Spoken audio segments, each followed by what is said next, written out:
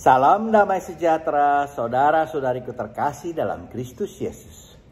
Kadang manusia semakin tinggi posisinya, baik dalam bisnis, pekerjaan, organisasi, dan juga tidak terlepas dalam pelayanan. Bila tidak hati-hati dalam menjaga relasi dengan Allah, bisa saja dirinya berubah. Sehingga menjadi semakin kurang memiliki rasa belas kasih dan empati terhadap orang lain. Relasi yang tidak erat ini akan mengganggu kemurnian sikap kita. Sehingga pemahaman akan kasih Kristus pun akan menjadi samar-samar. Manusia seringkali dapat menghalalkan segala cara demi memuaskan egonya. Apalagi bila merasa kalah pamor dari orang lain yang dianggap bukan siapa-siapa. Terlebih dari orang yang belum pengalaman. Bahkan sampai tega untuk menjebaknya. Sekalipun harus mengorbankan orang lain lagi.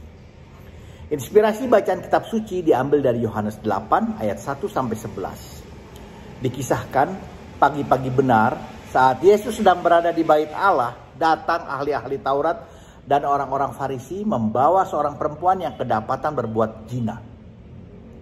Yang menurut hukum Taurat Musa diperintahkan untuk dihukum mati dengan cara dirajam. Kemudian mereka bertanya apa pendapat Yesus yang dia panggil Rabi. Sepintas hal ini seolah-olah mereka adalah orang baik dan terpelajar yang sepertinya menghargai Yesus dengan memanggilnya Rabi untuk dimintai pendapatnya. Namun sebenarnya mereka ini adalah orang-orang munafik yang bukan saja ingin mencobai Yesus tapi juga ingin menjebaknya. Mereka iri hati karena Yesus semakin dikenal orang dan mereka takut kehilangan pamor. Ini kasus yang sangat berat dan pelik. Karena pertanyaan yang mereka ajukan menempatkan Yesus di tempat yang sangat dilematis.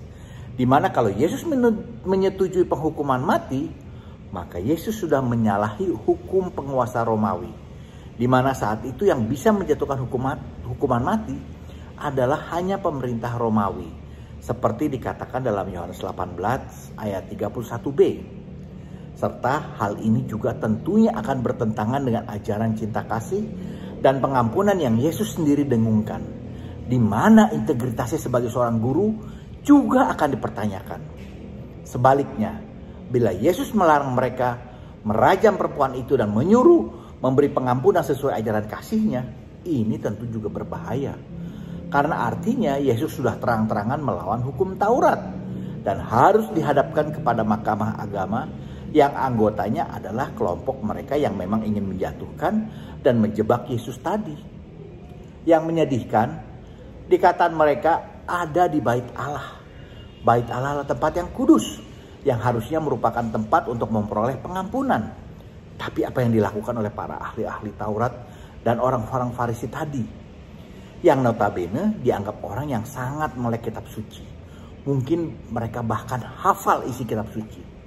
Tapi apa mereka memahami isinya? Rasanya tidak. Karena kalau benar-benar paham, kenapa justru di bait Allah yang merupakan tempat suci, dia ingin membantai wanita ini?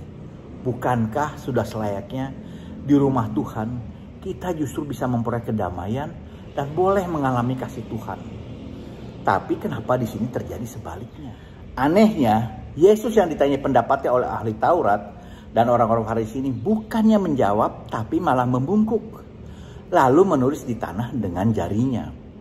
Ada yang mengatakan ini kebiasaan di Timur Tengah. Saat bingung, orang menenangkan diri dengan menulis di tanah. Ada juga yang bilang kalau itu Yesus lakukan untuk memberikan waktu bagi para penuntutnya. Untuk mengeluarkan segala tuntutannya agar mereka sadar betapa kejam tuntutan mereka. Juga ada pendapat kalau itu untuk memberi sedikit waktu agar tidak tergesa-gesa dalam menjawab pertanyaan. Juga sepertinya Yesus mau mengajak hening sejenak merefleksikan diri. Apa benar harus demikian? Juga dikatakan Yesus membungkuk lalu menulis. Bukan jongkok lalu menulis. Kenapa dia membungkuk? Rasanya ini dapat direfleksikan di mana Tuhan Yesus yang adalah Tuhan mau menunjukkan kerendahan hatinya dengan membungkuk, merendahkan dirinya di hadapan orang-orang yang katanya petinggi-petinggi bait Allah tadi. Di hadapan orang yang sok suci untuk memohonkan pengampunan bagi perempuan itu. Bayangkan, Yesus memohon, Yesus meminta-minta agar mereka tidak melakukan kebiadaban ini. Tapi karena kedegilan hatinya, mereka tidak tergerak sedikit pun.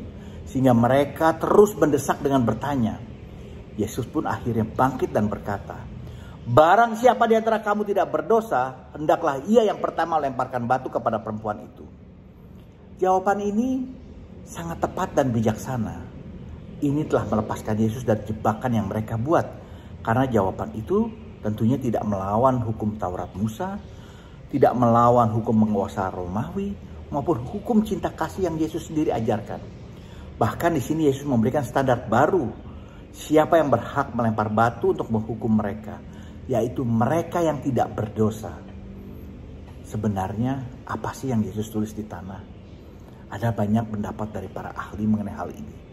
Ada pendapat yang mengatakan Yesus menulis dosa setiap orang yang menuduh perempuan itu. Juga ada yang mengatakan kalau itu kebiasaan orang Romawi, di mana hakim menuliskan keputusannya sebelum diumumkan. Juga ada pendapat yang rasanya mungkin paling mendekati, yaitu Yesus menulis semua dosa dari para penuntut itu agar mereka sadar kalau mereka bukan orang suci. Mereka pun adalah orang-orang berdosa yang tentunya tidak pantas menjadi penuntut. Sehingga mereka satu persatu pergi meninggalkan perempuan itu, mulai dari yang tertua. Kenapa yang tertua? Sepertinya mau dikatakan bahwa semakin orang tua, semakin berumur, diharapkan menjadi semakin bijaksana, semakin penuh hikmat, dan tentunya juga semakin mampu untuk merefleksikan diri. Hal yang perlu kita perhatikan dalam perikop ini adalah kata-kata Yesus di ayat 11. "Aku pun tidak menghukum engkau, pergilah dan jangan berbuat dosa lagi mulai sekarang." Perlu kita ingat kalau di ayat 7 dikatakan, "Barang siapa di antara kamu tidak berdosa, hendaklah ia yang pertama melemparkan batu kepada perempuan itu." Artinya yang berhak menghukum adalah mereka yang tidak berdosa. Dan seperti kita semua ketahui, kalau Yesus adalah satu-satunya yang tidak berdosa, Yesuslah yang paling memenuhi kriteria siapa yang paling berhak menghukum. Namun Yesus tidak melakukannya. Pengampunan yang Yesus berikan bukan berarti Yesus mengizinkan semua orang berbuat dosa. Tapi lebih karena Yesus mau memberikan kesempatan kepada setiap orang untuk senantiasa mau berbalik dan bertobat, serta meninggalkan dosanya. Meskipun Yesus sendiri sangat sadar kalau kemungkinan mereka pun akan kembali jatuh dalam dosa yang biasa mereka lakukan. Dan itu sangatlah mungkin. Yesus tidak menjatuhkan penghukuman karena Yesus datang bukan untuk menghukum, namun untuk menyelamatkan, seperti dikatakan dalam Yohanes 3 ayat 17. Allah mengutus anaknya ke dalam dunia bukan untuk menghakimi dunia, melainkan untuk menyelamatkannya oleh Dia. Bukankah artinya kita sebagai manusia yang masih sering jatuh dalam dosa, jangan sampai merasa sebagai orang yang paling benar, apalagi sampai memiliki kesombongan rohani sehingga merasa yang paling berhak untuk menghukum atau menjatuhkan seseorang, apalagi menutup jalan seseorang untuk bisa lebih berkarya. Sekarang bagaimana dengan kita? Apa kita sudah menunjukkan wajah Allah dengan segala kerendahan hati yang dengan penuh belas kasih Allah? Atau justru kita menyembunyikannya dan menggantinya dengan wajah lain yang bukan dari Allah?